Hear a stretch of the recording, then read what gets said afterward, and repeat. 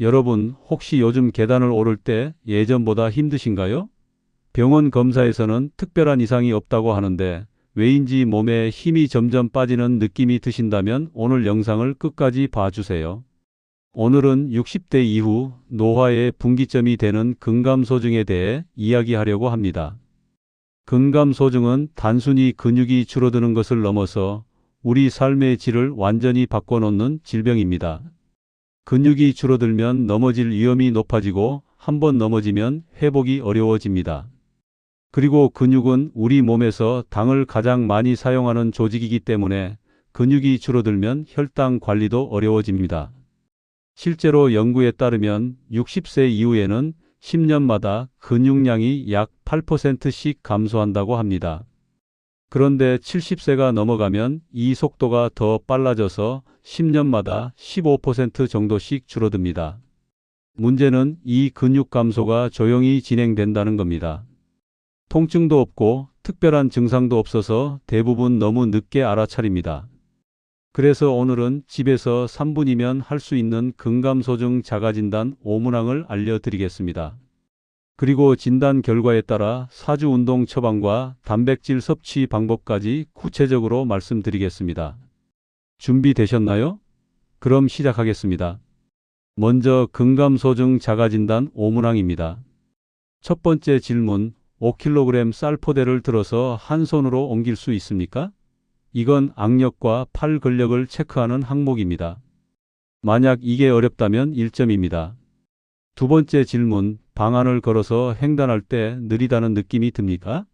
보통 10m를 걷는데 16초 이상 걸린다면 근육이 줄어든 신호일 수 있습니다.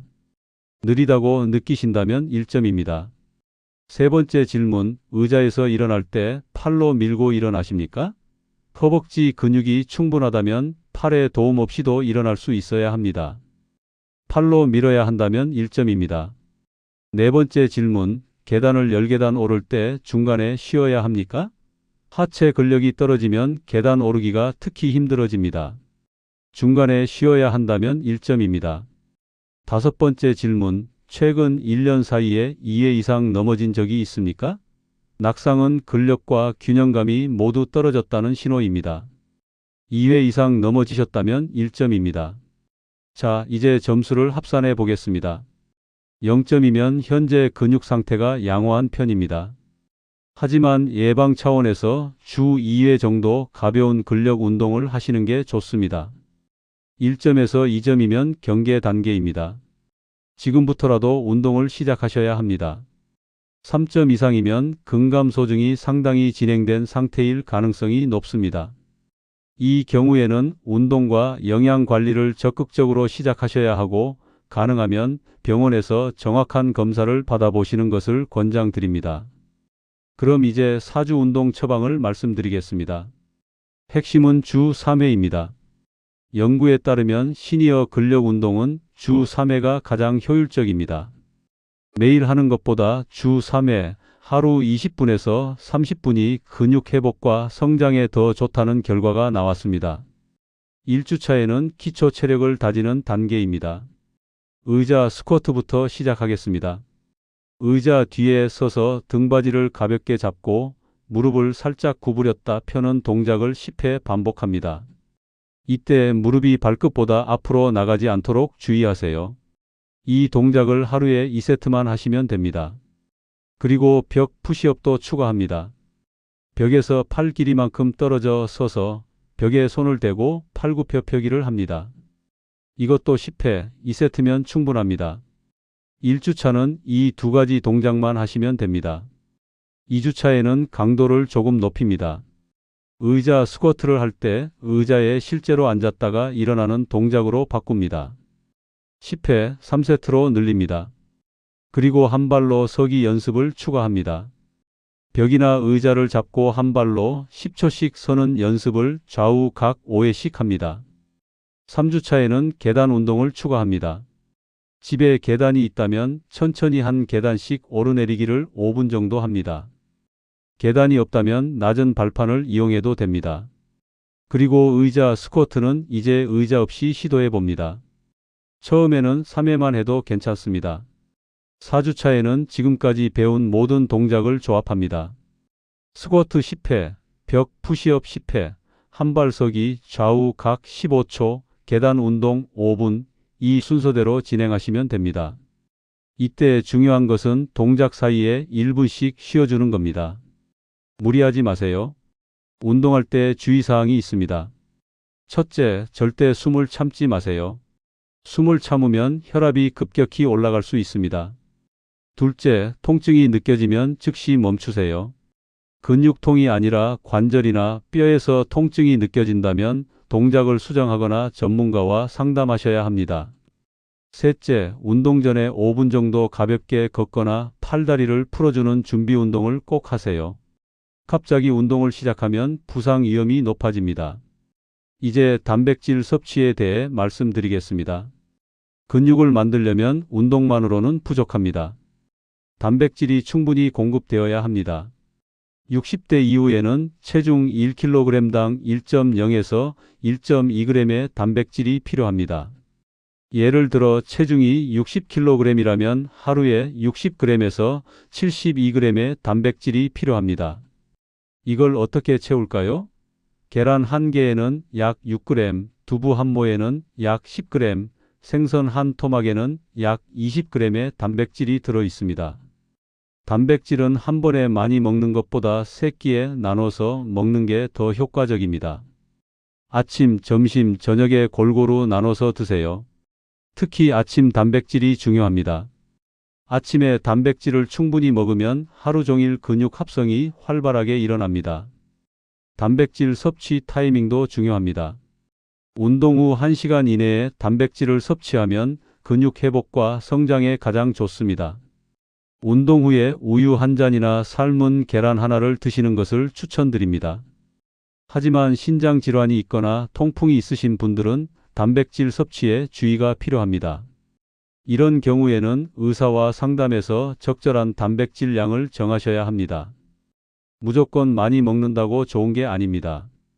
단백질 음식을 고를 때는 지방이 적은 것을 선택하세요. 닭가슴살, 흰살 생선, 두부, 저지방 우유가 좋습니다. 돼지고기나 소고기를 드실 때는 기름기가 적은 부위를 선택하시고 조리할 때도 기름을 최소화하세요. 그럼 이제 병원에 가야 하는 신호에 대해 말씀드리겠습니다. 첫째, 체중이 6개월 동안 5% 이상 감소했다면 병원에 가보세요. 이건 단순히 살이 빠진 게 아니라 근육이 급격히 줄어든 신호일 수 있습니다. 둘째, 일상생활이 어려울 정도로 힘이 없다면 바로 병원에 가세요. 밥을 먹기도 힘들고 화장실 가기도 힘들다면 이건 심각한 상태입니다. 셋째, 자주 넘어지거나 걸을 때 균형을 잡기 어렵다면 낙상으로 인한 골절 위험이 매우 높으므로 즉시 검사를 받으세요. 병원에서는 근육량을 정확하게 측정할 수 있는 체성분 검사를 받을 수 있습니다. 그리고 악력 측정, 보행 속도 측정 등을 통해 근감소증 진단을 받을 수 있습니다. 필요하다면 영양사 상담과 물리치료도 받을 수 있습니다. 마지막으로 당부 말씀드리겠습니다. 근감소증은 예방이 가능한 질병입니다. 오늘 알려드린 자가진단을 통해 자신의 상태를 먼저 확인하세요.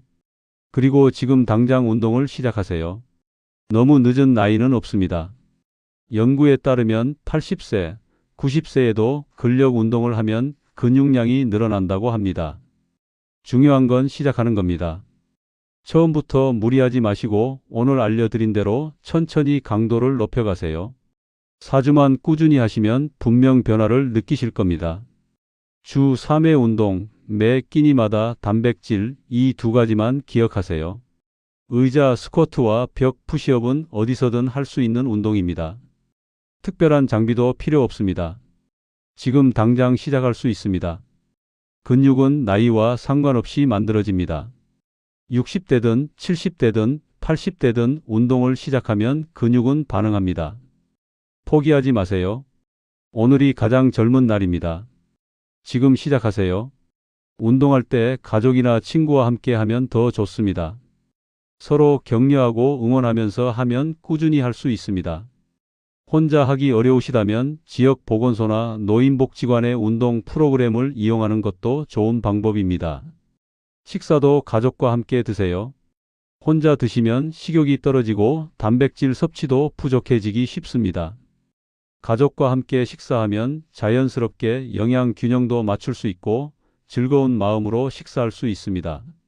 운동 일지를 쓰는 것도 도움이 됩니다.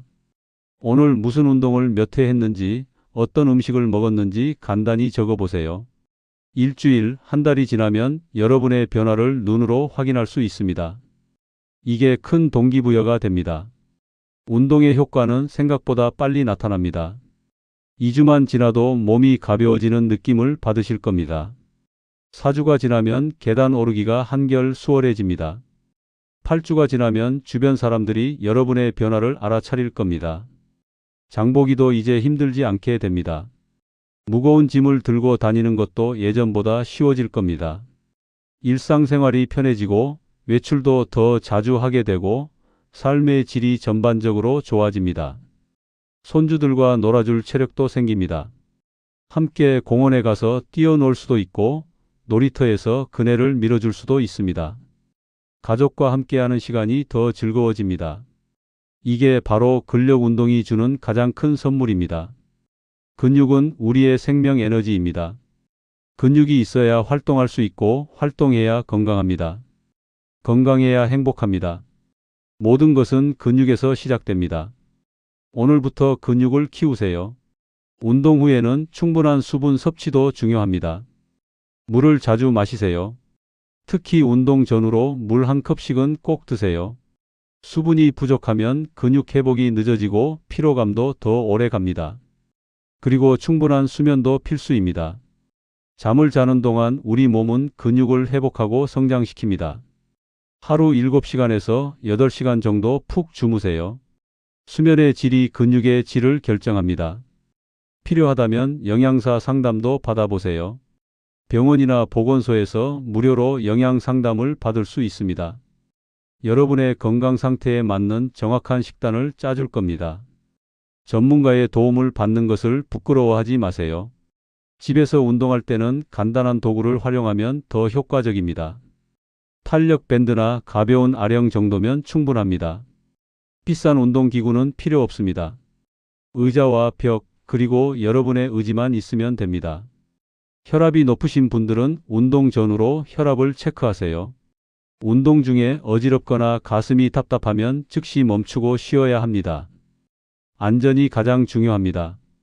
무리하지 마세요. 비타민 D와 칼슘 섭취도 신경 쓰세요. 근육과 뼈 건강에 모두 중요합니다. 햇볕을 쬐는 것만으로도 비타민 D를 만들 수 있습니다. 하루 15분 정도 산책하면서 햇볕을 쬐세요. 자세도 중요합니다. 바른 자세로 걸으세요. 등을 펴고 어깨를 펴고 턱을 당기고 걸으세요. 바른 자세로 걷는 것만으로도 근육 사용이 달라집니다. 거울을 보면서 자세를 체크해 보세요. 혼자 운동하기 싫으시다면 동네 공원의 운동 모임에 참여해 보세요. 같은 나이 또래 분들과 함께 운동하면 더 재미있고 꾸준히 할 수 있습니다. 새로운 친구도 사귈 수 있습니다. 정기적으로 병원 검사를 받으세요. 1년에 한 번 정도는 근육량 검사와 악력 검사를 받아보시는 게 좋습니다. 수치로 확인하면 더 정확하게 관리할 수 있습니다. 예방이 치료보다 쉽습니다. 오늘부터 4주 계획표를 만들어 보세요. 달력에 운동하는 날을 표시하고 실천할 때마다 체크하세요. 4주 후에 여러분은 분명 달라져 있을 겁니다. 작은 실천이 큰 변화를 만듭니다. 여러분의 건강한 노후를 응원합니다.